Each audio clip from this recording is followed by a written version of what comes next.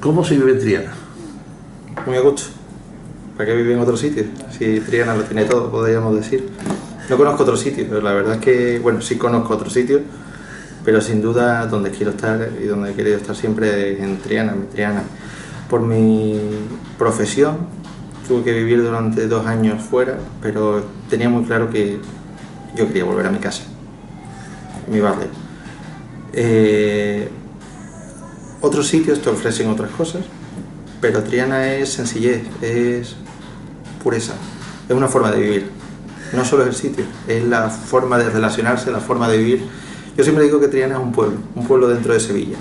Es curioso que el Triana no solamente da grandes guitarristas, cantadores, pintores, poetas, sino también grandes médicos y sobre todo gente con mucho talento, muchísimo talento, ¿no? Desde el amigo Francisco Páez del Corro, que tuvo la suerte de poner a Triana en valor, pasando por la cantidad de grandes médicos que hay, ¿no? Y ahora otro joven como nuestro entrevistado, que lo han reconocido, don Ernesto Díaz Infante. ¿Y por qué el corazón, Ernesto? ¿Por qué el corazón? Pues la verdad es que por casualidad. No podría decir que nunca pensé que iba a ser cardiólogo. La verdad es que la vida me llevó hacia ella por azar.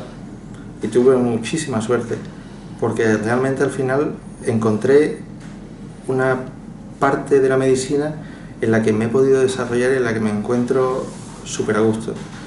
¿Por qué el corazón? Bueno, la historia es larga. Cuando yo empecé a estudiar medicina, yo creía que iba a ser cirujano. Mi hermano, yo no tengo en la familia médicos, salvo mi hermano mayor. Es 9 años mayor que yo.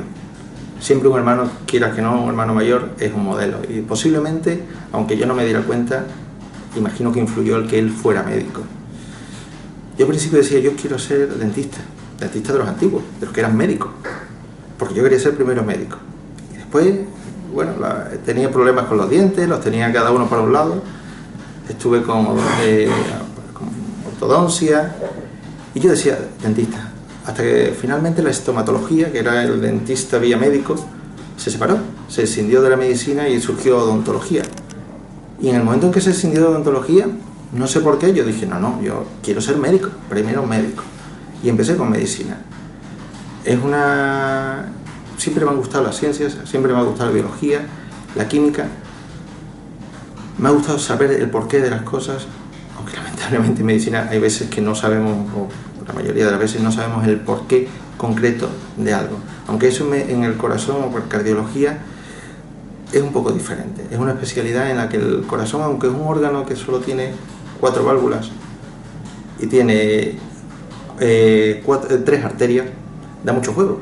Es un músculo que tiene electricidad, tiene arterias y juega la mecánica de fluidos, juega la electricidad, entonces es bastante completo. Al ser una patología muy prevalente hemos llegado a saber mucho y a mí la verdad es que siempre me ha gustado saber en profundidad aquello a lo que he tratado.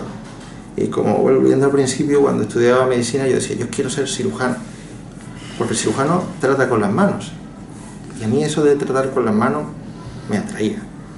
Mi hermano mayor es cirujano, posiblemente eso también influyó. Haciendo medicina, estudiando tercero de medicina, saqué la plaza de alumno interno, era un pequeño examen que se hacía por mérito y fui alumno interno de cirugía torácica durante 3 años. Y yo mismo en esos 3 años fui experimentando una evolución. Al principio estaba todo el tiempo en quirófano, solo eran manos. Al siguiente año iba a quirófano, pero a mí me gustaba pasar la planta, hablar con el paciente, saber del paciente y transmitirle también la tranquilidad, la paz. Porque para el médico, cuando tratamos un paciente, no solo es importante tratarlo desde el punto de vista científico, técnico, es muy importante transmitir seguridad. El paciente está perdido, el paciente se siente inseguro, tiene miedo. Y cuando acude a un médico, busca la cura, pero también busca tranquilidad, paz, perder ese miedo a que le va a pasar algo. Y eso en un quirófano no se tiene. Evidentemente es el acto sublime en el que con las manos quitas el problema. Pero si el cirujano no habla, si el cirujano no transmite, ese paciente puede seguir con el mismo miedo que tenía antes, aunque le haya dicho todo va bien, pero después va a tener molestias, va a tener una serie de eventos en su evolución le van a causar dolor, le van a causar intranquilidad. Y a mí me gustaba hablar con los pacientes. Y en sexto de medicina apenas pisé el quirófano, con lo cual yo decía, bueno, ¿qué voy a hacer? Yo era alumno interno de cirugía torácica con don Jesús Los Sertales, un cirujano con una magnífica evolución o trayectoria y prestigio. Aprendí mucho, pero yo decidí que quería ser médico, que también tratar y hablar con los pacientes. Acabé medicina, y cuando acabé medicina es el MIR, llega a una oposición en la cual uno hace un examen y después tiene que elegir a qué se va a dedicar. Bueno, obtuve una nota que no fue mala y tenía que buscar qué es lo que iba a hacer, a qué me iba a dedicar. Y empecé a rotar por distintas especialidades en aquel verano después de acabar el examen. Después de haber acabado medicina, aquel verano estuve rotando por distintas especialidades y al acabar y al aprobar el examen MIR, igualmente roté por distintas especialidades. Y ninguna de las cirugías me llenaba. No encontraba la plenitud. Y hablando con mi hermano otra vez, me dijo, pero si a ti te gusta ver pacientes, tú no eres cirujano, Ernesto, no sigas por ahí. Entonces pensé, ¿qué especialidad me había encantado? Cardiología. Y yo no había hecho ni una sola práctica de cardiología. Yo era cirujano, yo iba a ser cirujano, ¿para qué? No había cogido un fonendo. El electro, eso era un rollo. No había estudiado nunca electrocardiografía. Y cogí cardiología. Y la cogí. Y vi la luz. Vi la luz porque era una especialidad o es una especialidad que abarca técnicas, abarca trato con el paciente, técnicas invasivas, técnicas no invasivas y las manos. Descubrí primero la unidad coronaria, la unidad de intensivo de cardiología, en la cual sabes de medicina y tratas pacientes con las manos. Y me acuerdo que en el segundo año de especialidad, una junta, a la cual aprecio mucho, me dijo, Ernesto, a ti te pega electrofisiología. Electrofisiología. Eso es, podríamos decir, lo friki dentro de la cardiología. Bichos raros que se llevan un tiempo en una sala, viendo señales eléctricas, con catéteres en sus manos. Y a mí aquello no me atraía mucho, porque volvía a ser algo técnico, hasta que llegué a ella. Y lo vi, y tenía todo. Tenía el trato con el paciente, tenía el trato con las manos, implantes de procedimientos quirúrgicos menores, y tecnología, mucha tecnología, con lo cual nunca te aburres, siempre estás innovando.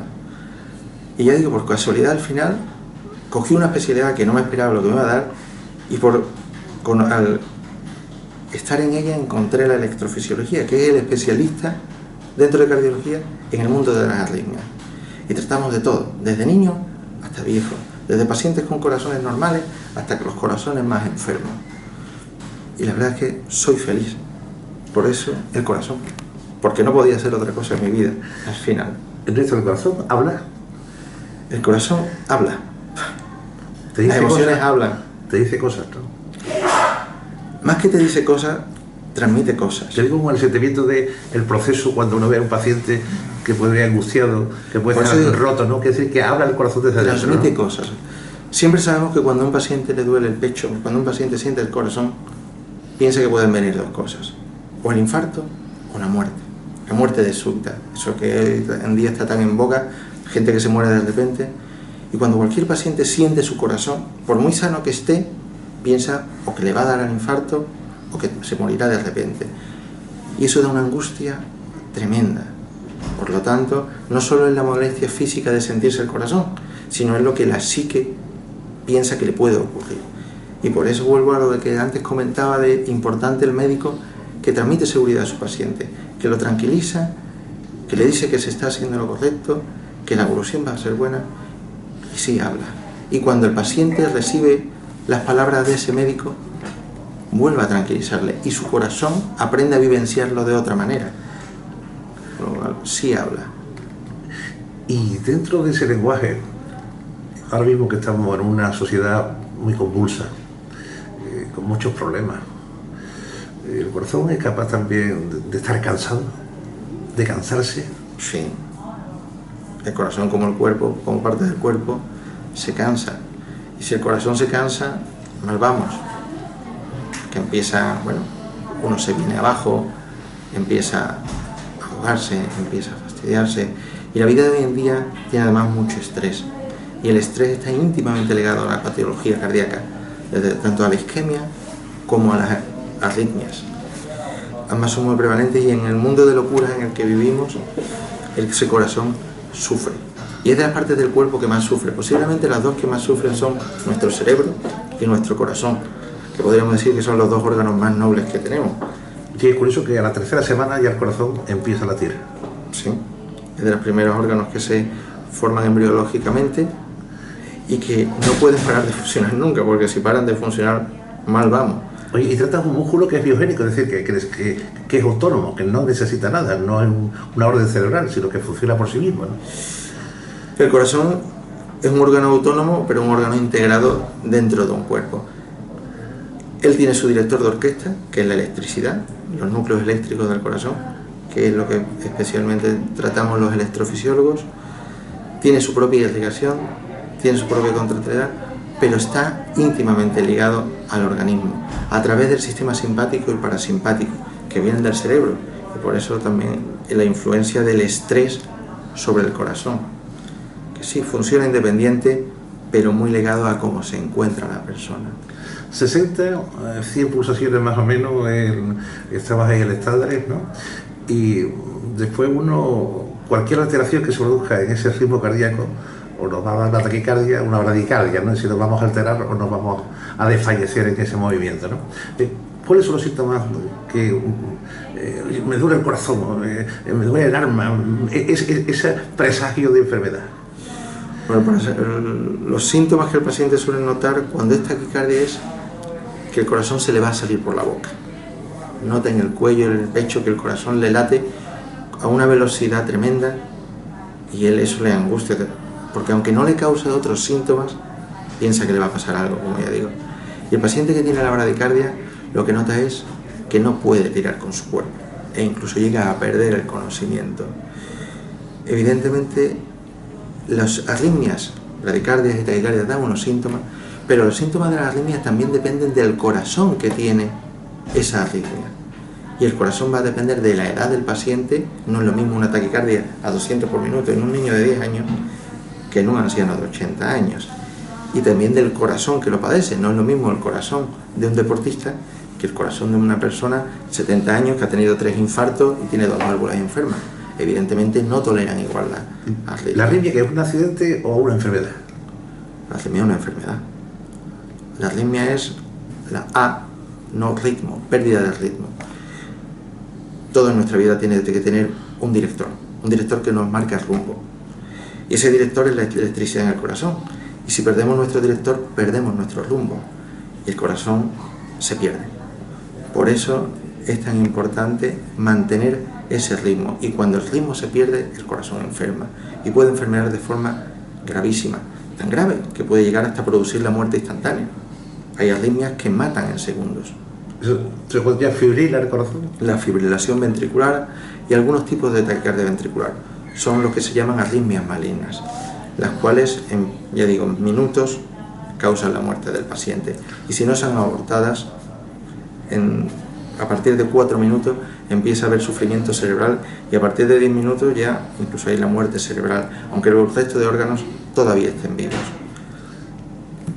Seguimos hablando con el doctor don Ernesto Díaz Infante, que amablemente pues nos ha concedido esta entrevista, primero para charlar un poco de lo bueno y de lo malo. Ahora abriendo un poco más el arco de preguntas, tenemos que presumir auténticamente aquí en Andalucía de la medicina pública. Aquí hay un protocolo, se llama Protocolo Sevilla, que se ha hecho exactamente hace no mucho, donde todo el mundo tiene que llevar esos parámetros para poder realizarlo, ¿no?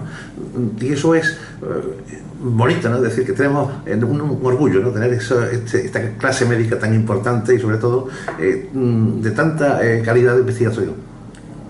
Bueno, la medicina evidentemente en Sevilla desde hace muchos años ha tenido una escuela muy fuerte. Una escuela que se desarrolló durante décadas y sigue desarrollando. Tiene magníficos profesionales que desde que se están en la carrera se forman como especialistas y salen fuera y se quedan dentro. Y muchos de los que salimos volvemos y traemos más enriquecimiento, porque la medicina está muy desarrollada aquí, pero hay ciertas cosas que también se desarrollan en otras partes. Y nos ofrece nuestro mundo esa posibilidad de desarrollarnos y traer nuestros conocimientos.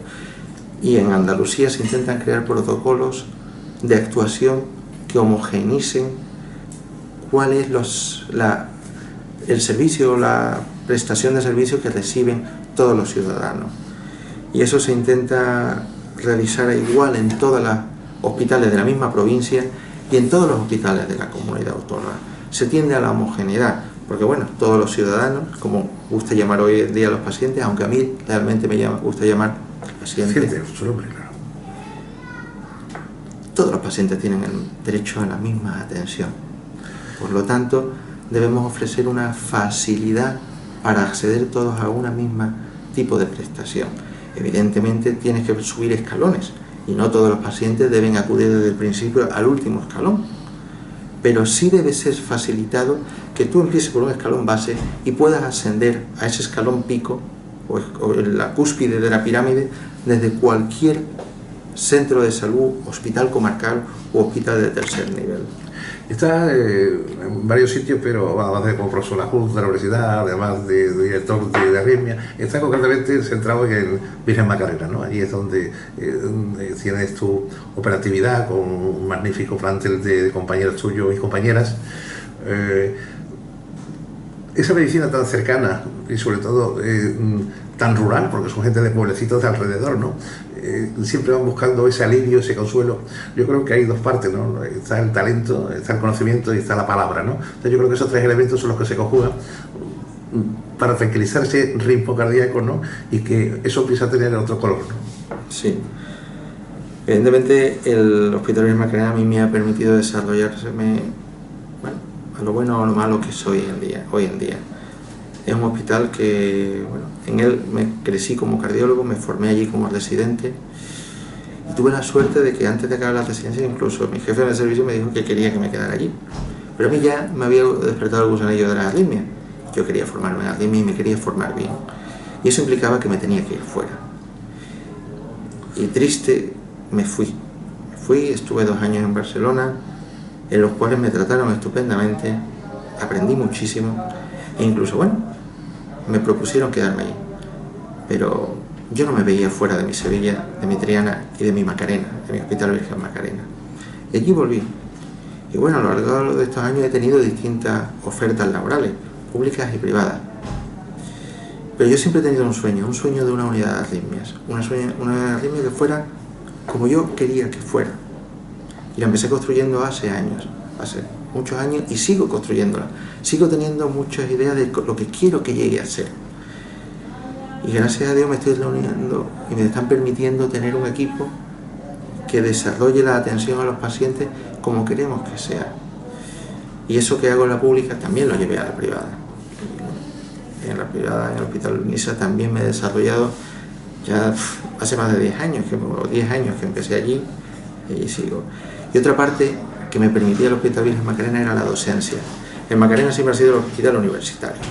Hoy en día todos los hospitales acogen a los estudiantes de medicina a partir de cuarto, pero el hospital donde estaban las cátedras era el Macarena.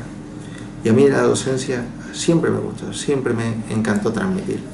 Al principio, cuando volví de adjunto al Macarena, empecé siendo a los pocos meses tutor de residentes de cardiología y me encantaba. Después tuve la suerte de poder acceder a ser profesor de medicina y ahí fui muy de la mano de mi mentor, de mi maestro, que fue el doctor Cruz Fernández, el profesor Cruz Fernández, profesor titular de cardiología de Sevilla, único que ha habido durante décadas, y desde que se jubiló no tenemos un profesor titular de cardiología en Sevilla, quedamos profesores asociados. Y llevo ya 6-7 años, ya la verdad es que pierdo un poco la cuenta como profesor, y el Macarena me permite eso, estar unido a la facultad, estar unido a los estudiantes de medicina, desde que son desde que son segundo de medicina, los cuales no tienen absolutamente idea ni de lo que es un paciente ni de lo que es patología, y estar unido a ello y viéndolo. Y la verdad es que me enriquece seguir viendo desde el estudiante de medicina, que ya digo, todavía no está formado ni como persona ni como médico, hasta los especialistas mejores del mundo, que bueno, uno se va paseando por distintos hospitales y va teniendo la suerte de aprender de ellos. El otro día, fíjate, cuando usted coge el avión y se aleja de España, ¿qué hay por ahí en investigación? La investigación tristemente sí está más avanzada hoy en día en otras partes de España. En España está desarrollada, sobre todo en algunos centros, pero la labor asistencial en la mayoría de los hospitales nos come. Esa labor asistencial de tratar al paciente el día a día hace que no podamos desarrollar muchas veces la actividad investigadora. Yo, al volver, tuve que decidir si seguir una actividad investigacional fuerte o la actividad asistencial. Y decidí la actividad asistencial, aunque evidentemente no me he desligado de la investigación, no tan intensamente como me gustaría, pero bueno, uno va, por ejemplo, a Estados Unidos, y es que los medios que allí tienen y los recursos que utilizan para la investigación son increíblemente más o son muy superiores a los que tenemos aquí. Y no digo que en España tengamos malos médicos o malos medios, no. Pero el médico aquí muchas veces tiene que tapar más fuegos. Y si tiene que tapar más fuegos, tiene menos tiempo para dedicar a otras tareas. En España se desarrolla mucha investigación. Tenemos centros e investigadores de renombre internacional, conocidos en todo el mundo, pero muchas veces, lamentablemente, son gotas de agua o islas en el océano. Cuando voy al extranjero, ¿qué busco? Busco ver otros países, busco ver otras medicinas, y la verdad es que tengo que decir que cuando voy a muchas veces a esos centros, a esos médicos que son las de pera, o los oyes hablar, oyes sus charlas, oyes sus técnicas, y dices, esto es otro universo. Y cuando vas allí y lo ves trabajar en el día a día, aprendes que, bueno, en todos los sitios cuecen habas. No son tan distintos como los No son tan distintos, no. Y realmente, lo que he aprendido en estos años, cuando uno empieza a ir a esos sitios, espera ir y deslumbrarse de lo que va a ver. Y evidentemente te deslumbra, son profesionales magníficos, tienen unos medios increíbles, pero se te quitan los complejos.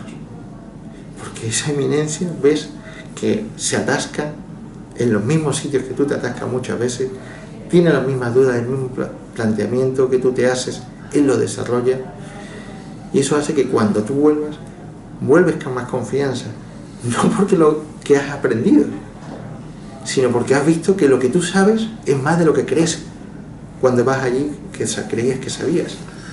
Y también se sorprenden ellos, ¿no?, de lo que sabemos nosotros, ¿no?, nuestros médicos, ¿no? Sí, posiblemente. Cree que no hay tanta distancia, o sea, una distancia quizás en millas, ¿no?, pero no hay una distancia en conocimiento, ¿no? No, evidentemente no. La verdad es que el progreso es casi igual en todos lados. No debemos tener complejos. La verdad es que no debemos tener complejos y debemos estar orgullosos y debemos ir con la cabeza bien alta cuando vamos por el mundo y ofrecemos nuestros resultados y ofrecemos la labor que hacemos. Doctor Díaz, cuando volvemos otra vez un poco a recuperar la conversación, quise tener una unidad de arritmia como yo la había concebido. Esa es la frase que hemos repetido hace cuestión de 10 minutos. ¿Qué diferencia había entre lo que estaba concebido y la concepción suya? Ya digo que yo veía la medicina como algo que supieras mucho, pero supieras también tratar al paciente. Y a mí siempre me ha gustado el saber el porqué de las cosas y el tratar a los pacientes. Y yo creía que la unidad de arritmia del Macarena debía tratar todas esas facetas. Muchas veces las unidades de arritmias se convierten en tecnólogos y en intervencionistas y solo importa la técnica manual. Y a mí realmente yo tengo que decir que a mí no se me caen ni mucho menos los anillos por ver un paciente en la consulta. Es más, lo quiero ver. Yo quiero ver a mi paciente. Por esa labor de tranquilidad al paciente y porque uno también aprende de lo que está haciendo. Porque no solo aprende de sus resultados en agudo, sino aprende de lo que está indicando y de la evolución que desarrolla el paciente. Y eso solo lo puede ver siguiendo a sus pacientes. Y eso es algo que no quiero dejar de hacer. La tecnología, tenemos muchísima tecnología, los marcapasos, los desfiladores, tienen un desarrollo tecnológico brutal. Yo trabajo día a día con ingenieros que están codo con codo, que considero compañeros de mi trabajo y compañeros de mi unidad. Y yo profundizo enormemente en por qué funciona la tecnología así. No quiero solo tratar la máquina, sino quiero saber cómo adecuar esa máquina a ese paciente. Y bueno, eso que yo desarrollé, en un principio yo me formé en una escuela. En España podríamos decir que había 2 escuelas de arritmia. Yo me desarrollé en una y después tuve que elegir el que sería mi compañero. Elegí una compañera y pensé que ella debía ser otra escuela distinta a la mía. Porque yo no pensaba que mi escuela fuera la mejor. Yo siempre he pensado que combinar lo bueno de las distintas técnicas te podía llegar a ser mejor. Por eso mandé a mi compañera a otra escuela, aunque no mantuve que perdiera el contacto durante su desarrollo en esa escuela conmigo, para que no olvidara lo poco o lo mucho que había aprendido conmigo. Cuando ella volvió, me enseñó muchas cosas buenas que tiene esa escuela, y eso lo he integrado a mi día a día. Hace unos años, en la unidad del Macarena no estaba acreditado para formar arritmiólogos, eso es algo que conseguí, y hoy en día es centro formador de electrofisiólogos a nivel nacional. Bueno, el primer electrofisiólogo que hemos formado ya forma parte de la unidad. Y ese electrofisiólogo ha hecho un máster fuera. Yo sigo queriendo que ellos se formen fuera, porque considero que el médico debe tener una visión muy amplia, porque debemos aprender de lo bueno y de lo malo de todos, y después integrarlo en nuestro día a día. Y bueno, este primer compañero que hemos formado ya forma parte de la unidad como nuevo adjunto. Y los enfermeros son también una parte básica en la unidad de arritmia. Yo no podría haber llegado a ser lo que soy sin el equipo de enfermería que tengo. Y he tenido la suerte de que he podido ir seleccionando a esos enfermeros. Siempre he escogido magníficos profesionales que ya tenían una trayectoria muy marcada y ampliamente contrastada en cardiología, y las he integrado. Son gente que tiene ganas de trabajar. Podemos decir que en la unidad de Macarena hay ganas de trabajar. No nos pesa ver a los pacientes, no nos pesa ver pacientes extras. Nuestros pacientes saben que llegan sin cita, llegan, que tienen un problema, y lo intentamos atender. Si no atendemos hoy, lo atendemos como sea mañana o al día siguiente. Y eso es lo que yo me gusta hacer. Cuando transmito la idea de la labor de que sea un electro, que es el movimiento sísmico del mundo, es del corazón, ¿no? ¿Qué lectura hay en esas cuadrículas tan pequeñas, en esos picos que hay, que se desarrollan a lo alto de la longitud del papel y del tiempo? Bueno, la electrocardiografía es otra lengua, es otro idioma, es un idioma. Es un idioma que tú tienes que aprender poco a poco, y a medida que lo practicas vas adquiriendo una mayor soltura. No se parece en nada la lectura de un estudiante de medicina a la de un médico que lleva unos años en la especialidad, a la de un cardiólogo o un electrofisiólogo. Realmente muchas veces los electrofisiólogos adquirimos un conocimiento de la electrocardiografía muy profundo. Llegamos a entender el porqué de esas cosas. Y eso nos permite ser bilingües. Y sacamos un significado de esas líneas brutal. Un significado que no solo es desde el punto de vista eléctrico. El electro también nos informa de cómo está el corazón de tamaño, de cómo están muchas veces, si hay isquemia, es decir, si hay una falta de riego. Las enfermedades muchas veces más graves tienen signos patognomónicos, es decir, signos que solo se dan en esa enfermedad en el electro. Y si uno sabe leer ese electro, con esas líneas puede hacer diagnósticos que compañeros que han visto al paciente lo han ocultado, lo han hecho incluso una ecocardiografía, lo han hecho una resonancia, y si no han sabido leer ese electro, no han podido llegar a un diagnóstico preciso. Por eso el electro es una piedra angular en la medicina hoy en día. Todo paciente que ingresa en el hospital se hace un electro. ¿Cuál es el próximo reto de las arritmias, del tratamiento? Porque como enfermedad que es patológica, tiene que tener alguna contraprestación médica o farmacológica o sanitaria, o de saber conducirse mejor, ¿no? Bueno, la ritmología, las arritmias, como ya he dicho, están en continuo desarrollo y van unidos de la mano a la tecnología. La ingeniería da un desarrollo brutal hoy en día, a nosotros es un gran soporte. Realmente es una simbiosis. Si ellos desarrollan una técnica que solo es de ellos, evidentemente la medicina la va a usar y eso repercute económicamente en esas empresas, pero igualmente repercute en nuestros pacientes.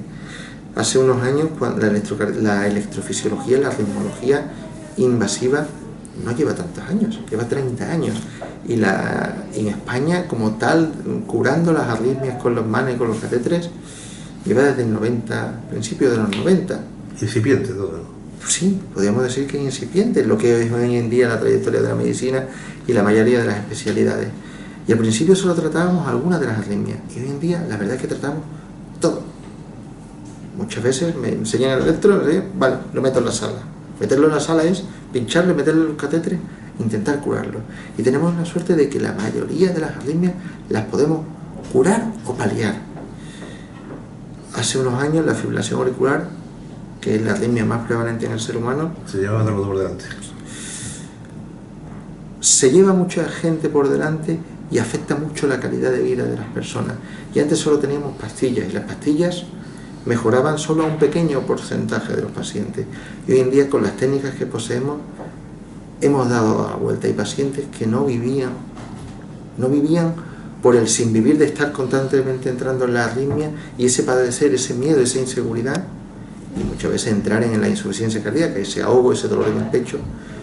Con las técnicas de aislamiento eléctrico de las venas pulmonares hemos dado la vuelta a la tortilla en muchos de los pacientes. Es curioso, doctor Díaz Infante, que hemos pasado de la laparoscopia, la parte no invasiva de curar, ¿no? De llegar directamente a través de la femoral, ¿no? Y subir, ¿no? Y colocar ese stent que en un momento determinado lo que va a hacer es ser un seguro de vida para evitar esas embolias posteriores.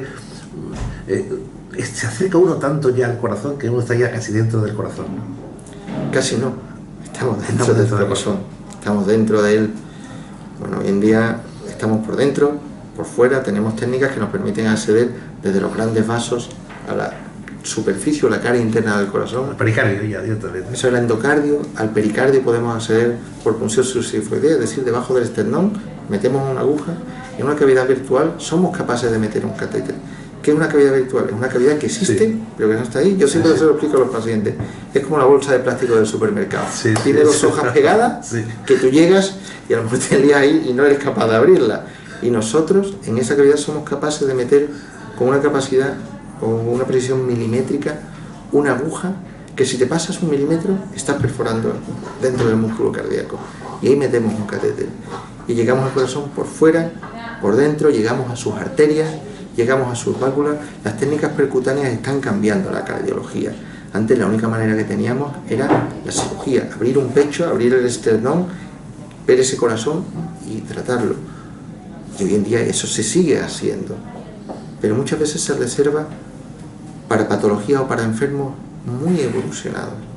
Las técnicas invasivas nos están permitiendo, o las técnicas percutáneas nos están permitiendo acceder a pacientes a los que antes no nos pensábamos ni siquiera operar, nos está permitiendo retrasar la cirugía o evitar la cirugía en muchos pacientes, e incluso hay técnicas como la implante de la endoprótesis aórtica en pacientes que estaban rechazados para cirugía, para poner una válvula aórtica. Hoy en día por técnicas percutáneas podemos poner una válvula aórtica, y pacientes que estaban rechazados, que podemos decir eran desechos de tienta, eran pacientes que no podíamos hacer nada por ellos, hoy en día le ponemos una prótesis y ese paciente vuelve a recuperar una calidad de vida. Es curioso, hay arritmias ventriculares y auriculares, ¿no? Sí. Están en los dos sectores, no es solo el corazón, es una parte del corazón, ¿no? Sí, bueno, ¿qué diferencia hay entre la ventricular y la auricular? Bueno, el corazón es un motor que tiene una bomba de eyección. Sí. O sea, bomba de eyección lanza la sangre, impele la sangre a nuestro organismo. Esa bomba es el ventrículo, o los ventrículos. El ventrículo derecho manda la sangre a los pulmones, el ventrículo izquierdo la manda al resto del organismo. Ambos ventrículos son básicos. Y esos ventrículos tienen como una cámara, un reservorio que se llena de sangre y que le ayuda a llenarse.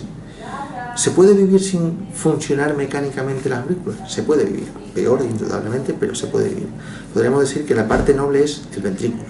Si el ventrículo claudica, si el ventrículo falla, estamos muertos.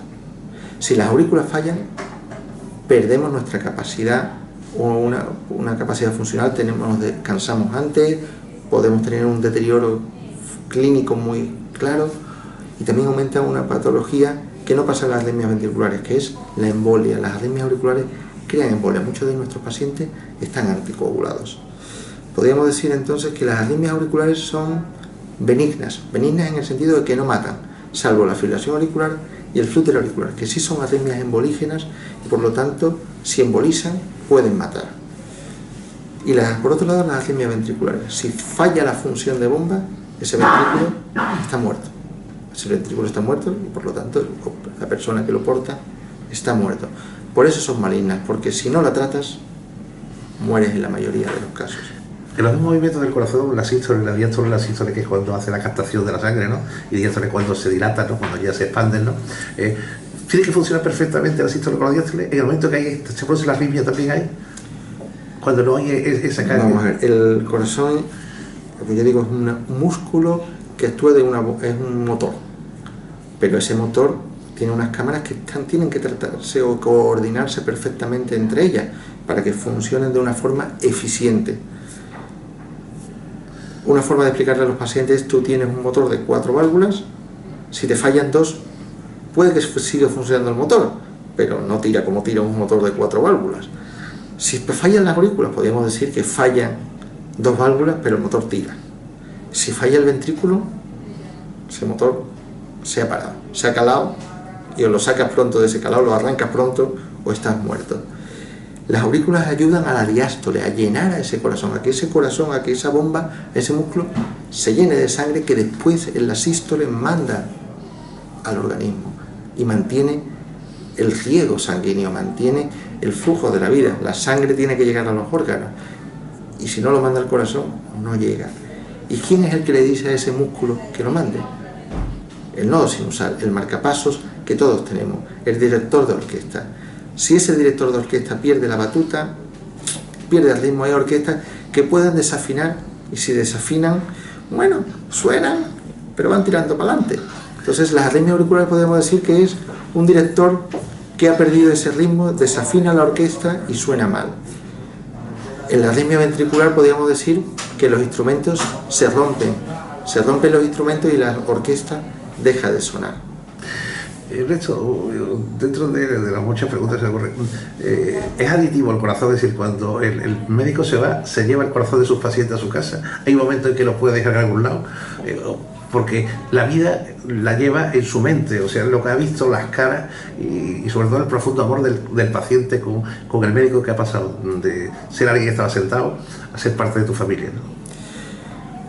Bueno, eso sin duda es una de las partes más duras que tiene la medicina, por lo menos para mí. Como ya digo, yo quería ser médico, yo quería tratar a ese paciente. Si tú quieres tratar al paciente y quieres tranquilizar a tu paciente, te tienes que meter en su cabeza. Y si te metes en tu cabeza, te lo llevas contigo. Pero te lo llevas de una manera que no es homogénea. Realmente lo que te llena en esta vida es ver a tus pacientes felices, el agradecimiento, esa sonrisa, ese paciente que te dice gracias doctor. Y eso te llena de alegría. Y esa alegría te la llevas. Pero eso te dura poco. Sin embargo, cuando no consigues algo, un paciente tiene un desenlace fatal o serio, una complicación seria, eso no se te olvida. Yo al menos no se me olvida. Y ese sí lo llevo. Posiblemente esas son muescas que tengo grabado y que nunca olvido. Y no quiero olvidar, porque sin duda de esos momentos tristes uno aprende, o de esas complicaciones, o de esos desenlaces fatales, uno aprende. Y aprende, y yo tiendo a reanalizar cada uno de esos, qué pasó, qué se podía haber cambiado. Eso es duro.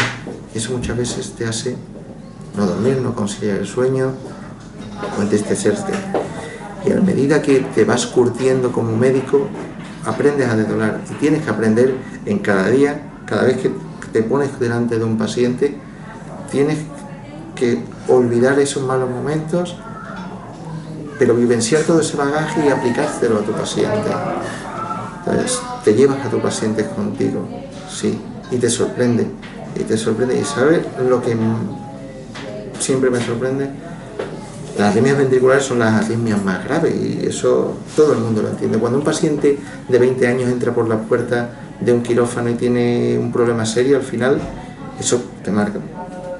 Pero hay pacientes que si tienen arritmias ventriculares y los tratas o se mueren, ellos lo saben, y son pacientes que a lo mejor tú llevas durante años y no sale bien o no lo consigues curar, y sin embargo esos pacientes o esos familiares te demuestran la confianza plena en ti que tienen y te lo agradecen, y aunque no hayas conseguido lo que querías hacer, ves la gratitud plena, porque en esos momentos es cuando realmente ves la gratitud del paciente de que aunque no haya ido todo como tú querías y no hayas conseguido curarlo o no hayas conseguido mejorarlo todo lo que tú querías, el paciente está agradecido de corazón, te lo dice. Y la verdad es que eso te llena.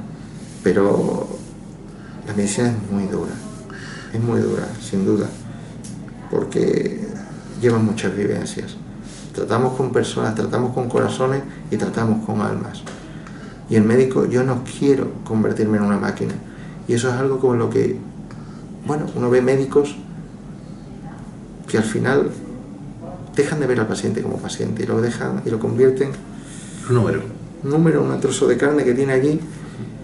Y muchas veces es un mecanismo defensivo, porque es duro soportar las desgracias de las personas con las que vemos y con las que convivimos. Pero yo no quiero dejar de vivir eso. La verdad es que me peleo día a día por no perder la humanidad, de saber que esa persona tiene un problema y que yo le puedo ayudar, y que puede que no siempre lo consiga, pero que tengo que darle esa tranquilidad, esa seguridad, o al menos esa confianza en sí mismo.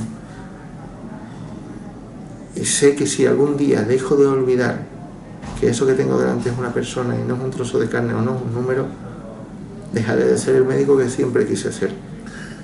Y bueno, soy joven, pero ya he pasado más de la mitad de mi vida profesional. Tengo 44 años, bueno, acabé medicina con 23 años, era cardiólogo con 29 años, llevo ya de especialista desde los 31 años, especialista en arritmias, y me queda hasta los 65, 67 o hasta lo que el Ministerio de Sanidad y de Trabajo diga. Bueno, todo el mundo me puede hablar como un hombre humano, brillante, su currículum así lo dice. ¿A qué dedica el tiempo libre el doctor Diego Infante?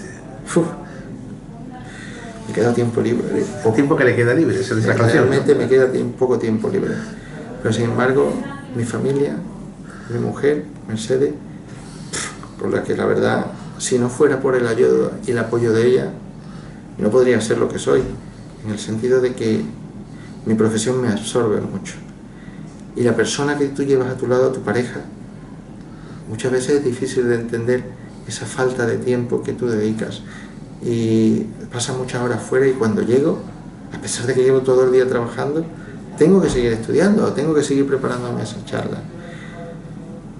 Pero trato de no dejar de dedicar tiempo, y lo he conseguido. Al principio de los años de mi vida profesional, todo estaba mezclado. Hacía guardias, hacía mucha privada, muchas charlas fuera, y al final dedicaba a la familia ratos. Hoy en día hay días de la semana que son para mi familia y días de la semana que son para trabajo. Y cuando trabajo como una mala bestia. Me echo mal y pronto. Y con los días que intento estar con la familia, los dedico a mis hijos y disfrutar de ellos y enseñarles y jugar. Me encanta jugar con ellos. Y leer. Aunque es muy triste, estoy deseando jubilarme para poder leer lo que me gustaría, aparte de la medicina, porque hoy en día podría decir que el 99% de lo que leo es medicina. Que hay tanto que leer, tanto que estudiar, que si quiero realmente aplicar y ser un buen médico, no puedo dejar de estudiar. Y mi tiempo lo dedico a disfrutar de mi familia, a jugar y a compartir mi tiempo con mi mujer. Hay un último punto que es el día a día del paciente con el médico, ¿no? Que empieza a ser una rutina, pero que ya llega a la mirada del amor. Es decir, cuando uno se va, mira a los ojos de su médico el médico mira a su paciente y se cogen de la mano en ese lenguaje sordo, ¿no? Y ahí va parte de la esencia de la medicina no vista, ¿no? Sin duda, el lenguaje visual, el mirar a los pacientes al ojo, el ritmo del lenguaje hacia el paciente, el gestual, la gesticulación y el dar la mano. Uno de mis maestros tratando a los pacientes fue cirujano, y un cirujano, una universidad de ideas, me enseñó a no dejar de dar la mano a mis pacientes, al llegar y al irse. Ese calor es importante. Y ese contacto, desde que tú llegas, te levantas y le das la mano a tu paciente. Ha llegado y le das su tiempo, lo reconoces, le das la mano y le dedicas su tiempo. Y lo miras a la cara. El tiempo del día a día, la carga asistencial que tenemos es brutal. Muchas veces no podemos mirar a la cara todo el tiempo que queríamos, porque tenemos que escribir mucho. Nos obliga la medicina y la legalidad a escribir mucho, pero no puedes dejar de escuchar a tus pacientes, mirarlos e intentar tranquilizarlos. Todo es importante. El oír a tu paciente y el transmitirle. Transmitirle con la boca, verbalmente, y con el lenguaje no verbal. Pues estamos prácticamente finalizando esta conversación, que no es entrevista, y hay una frase que además la dijo un compañero suyo, también médico, José María Rubio, trianero por adopción, sí, pero trianero de Guadaira. Y me gustaría terminar con, antes de que cierre el doctor Infante la entrevista, con una frase suya, del pregón suyo de Semana Santa, que fue extraordinario, ¿no? Y decía: dicen que no tiene nombre el corazón, y es mentira, porque se llama Triana, el corazón de Sevilla. Ole, ole, ole. Don Ernesto Infante, muchísimas gracias. Buenas tardes, don Carlos. Buenas tardes.